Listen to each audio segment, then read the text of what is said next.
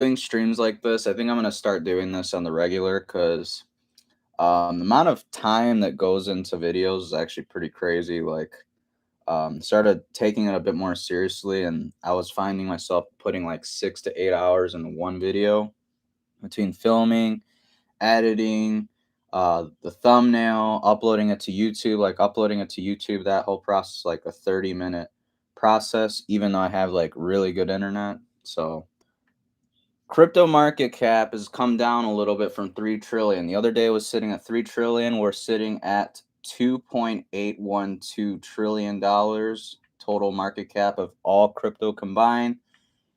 Bitcoin did dip a little bit earlier today. It went, I think, below like 63,700. We did see it pump a bit yesterday. It went as high as, I believe, like 66K. Let's take a look at the 1 day for Bitcoin, just for reference, before we dive into everything. So as you can see, Bitcoin's come down quite a bit the past few days. Had a rally yesterday, and then it was kind of a fake out. So it's kind of hard to say what we're going to do right now. It looks like Bitcoin's got some solid, it looks like it has support right around 63,700. So pay attention. If it falls below that line, you may be able to pick some of these altcoins up for cheap. As we're actually going to be focusing on altcoins today, there's some picks out there that if you scoop them now, not financial advice, you might make some juicy gains. Now, I'm mainly going to be focusing on stuff that hasn't pumped tremendously yet, as of this quarter, but there will be some plays that you'll see in a minute that have already pumped, but they still have plenty of potential, and that's why they're on the list. First pick on the list is Solana. Solana has rallied like crazy as of this year. I had a buddy of mine who's been in crypto for years. He was recommending Solana when it was like under $10. There's a reason why Solana has climbed the ranks among the cryptocurrencies. Reason being, it's much faster, it's much cheaper, much easier to use than Ethereum. So it makes sense for developers to want to hop on that blockchain. Not to mention, going back to the speeds, something like 50,000 transactions per second. Ethereum, I don't even think they do like 1,000 transactions per second. It's not comparable, is what I'm trying to say, and that's why so much money has been flowing into Solana as of late. There are estimates that Solana could go to 500, maybe up to $1,000. $1,000 from here, you guys, would be over a 4x, pretty juicy. Honest, I've been stacking some roughly between $210, $235. I still would buy at this price, to be honest. Like if we don't have a correction in the next week or two, I may just FOMO into some more Solana. I think that's a solid play moving forward. Next pick is Polkadot. Now, Polkadot has actually come down quite a bit from the other week. The other week it was sitting above $54. As you can see, it's come down considerably. It went as low as $44. If you got it there, if you had a buy order for $45, that thing definitely filled. 2 ago, parachains just started on Polkadot, so the way parachains work is Polkadot, and depending on how many Polkadot is staked per company, the ones with the most dot staked get selected for the parachains. So they will be able to develop on the dot ecosystem.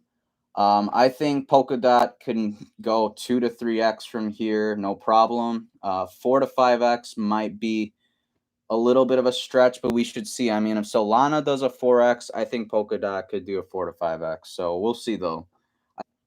Next pick is Chainlink. Now, Chainlink is kind of a no-brainer in my opinion. It's a leading Oracle play in the crypto space.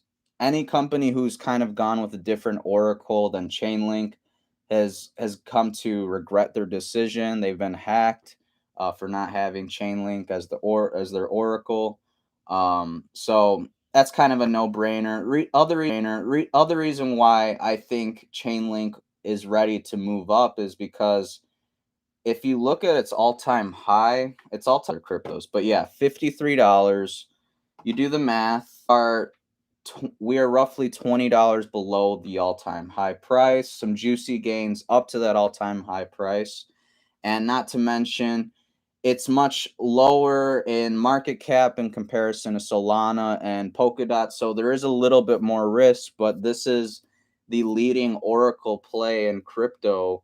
So I think it's no brainer. I think Chainlink could probably 4 to 5x this bull run, maybe 6 or 7. We'll see how high things get, but I think Chainlink's a good pick because next pick is Polygon. Now, prior to February of this year, they were Matic. They were a layer 2 solution for Ethereum. So the problem with Ethereum as of right now, the thing they're trying to improve is the ridiculous amount of gas fees that require to buy like an NFT or just move Ethereum around. It's pretty atrocious, not to mention it's very slow. It gets congested. So they were using Polygon for the longest time as a layer 2 scaling solution. Scaling solution is basically it decongests the network for Ethereum, and they were using Polygon for the longest time. Polygon has been getting into a lot of digital gaming and stuff, crypto gaming. I think they're going to be a big play. I still think there is room for Polygon to be a layer 2 solution still, even though they're kind of becoming more of a layer 1. I think there's a lot of promise. It did have a high earlier this year around like $2.60. So you can see it has not um, established a new all-time high. So I think there's plenty of room to go for Polygon. Next pick is VeChain. Anyways, VeChain is a big deal because it has to do with the supply chain. Essentially, like the chip on your debit card or your credit card, like when you insert your card, it says like insert the chip or whatever. Well, it's kind of like that, but it's like for luxury goods and products. So essentially, you can follow a product or good from point A to point B. So much technology is actually packed into this chip that VeChain has developed, and it can actually like track the temperature in the room. So like if you were to get eggs, for example, and then you were to verify that they were stored at the proper temperature, you would just have to scan the label, and then it would pull up the information and it would tell you whether it was shipped in the proper conditions that it was supposed to be shipped in or not. So I think that's very cool. VeChain also has like partners with BMW, I believe like Louis Vuitton as well. So they already have some partnerships. Pardon me. I think they have plenty of room to move. They went as high as 27 cents earlier this year. I think we could see a 50-cent VeChain. Who knows if Bitcoin really, really explodes, we could see $1 VeChain. That would be roughly a 6 to 7x from here, but it could happen. VeChain. Next is Kusama. Kusama has now established an all-time high earlier this year of around like $625. Still has plenty of room to go.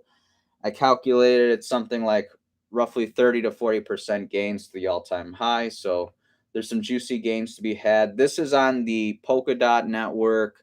The way their governance system is set up in comparison to Polkadot, their governance system kind of moves things along a bit quicker. The way they vote for things basically expedites the decisions that the network decides to make for the users and the blockchain itself. So I think Kusama has plenty of room to go. It is a lower market cap, so there is more volatility, but there's also more room for growth and gains. Comparing it to older brother Polkadot, let's look. Kusama has $3.538 billion market cap. Compare that to Polkadot with 45 5.134 billion. That's a 15x. I don't think Kusama will go that high, but I think I could do a 5 to 10x. We'll see though. And for those of you into like NFTs, digital games, and that stuff, virtual worlds, metaverse, I like Mana, don't get me wrong, but this isn't actually my pick. And the reason why is it was trading for the longest time like below 80 cents. And as of late, with Facebook announcing the metaverse and all that, all the metaverse plays like Decentraland, Axie Infinity, Engine Coin, D-Race, a few other ones have been pumping like crazy in response to that news from Mark Zuckerberg talking about the metaverse. So as you can see, Decentraland has already pumped a fair amount. It went from trading around 80 cents all the way up to like 470. Do the math, that's like roughly like a 6x. So I'm not saying you can't make any gains out of Mana. You certainly can, but they're not going to be as juicy. And I don't know about you, but I'm trying to make more money compared to less money. So again, not trying to be a degenerate. We're still trying to manage the amount of risk we're taking on. So I would look at Engine Coin personally. It still has not established a new all-time high in comparison to Decentraland. Decentraland did a few weeks ago. This had an all-time high of, I believe, $4 earlier this year. Still has some price movement to go. If you want to compare the two plays, hey, what's up, Casper? How you doing? Um, Engine Coin has a $2.557 billion market cap. Compare that to Decentraland. It has a 5.846 billion market cap. That's a 2x from here. Again, like we were saying with Kusama, it could 5 to 10x. I think we could see something like that with Engine Coin. They are actually doing something with Polkadot. It's called something like Affinity. So that's actually launching later. I kind of want to talk about that in a separate video. Oh, I'm sorry to hear that, man. I hope you recover ASAP. That's no fun. Get well soon, please. I'm glad you're participating in the live stream though. It means a lot to me. Engine Coin is very, very good. I think it's a solid NFT slash crypto gameplay. So you may want to check that out. And then for our bonus pick, we're going to go with, no problem, Casper. We're going to go with Voyager token. Now, I went over Voyager token in a video last Thursday. I will link it in the description if you haven't checked it out. This token, in my opinion, though it is the most volatile out of all the picks we've gone through today, I think it has immense potential. I don't want to shill the coin too hard, so I'll just leave the link down below. I'm in projects. If you guys want a pointer actually as to which projects you may want to look at, I would check out CoinMarketCal. You can like sort through the top 100 coins, top 300 coins. This is really bright. I might have to turn the brightness down on this TV for next stream. You can see what events are coming up for the different crypto projects. But yeah, use CoinMarketCal if you want to look up projects and see if they have upcoming events, because if you do buy the rumor and sell the news, so like say I don't know, like this event for Algorand's coming up on December 13th, for example. Like I'm not saying I would buy right now, but I would look for a dip in Algorand like a few weeks ahead of this, and I would buy some in anticipation that it's gonna pump, like a week leading up to this event. But you have to be realistic with your expectations. If it's just manage your risk, be somewhat conservative. You don't need to be Warren Buffett conservative, but you can be a bit conservative at with the projects you put your money towards. Either way, you guys, you got to take profits on the way up. That way, if we do have a large correction, you can take advantage. You can buy the dip way up. Do not be that guy that watches it go 10x and then you take zero profit and then you watch it tank and you're caught holding the bag like, oh, I should have taken profits. Please do not be that guy. I've been there plenty of times. Don't get greedy. But yeah, thanks for watching. Appreciate it. I'm gonna edit it down. Please be sure to like the video, subscribe for more content like this. I'm gonna start doing streams probably 2, 3 times a week, and then probably stick to like a 1 to 2 um, actual video per week. Thanks for dropping that like. Appreciate it. Have a great day. I hope you recover ASAP, Casper. Take care. I will see you on Discord. See ya. Bye.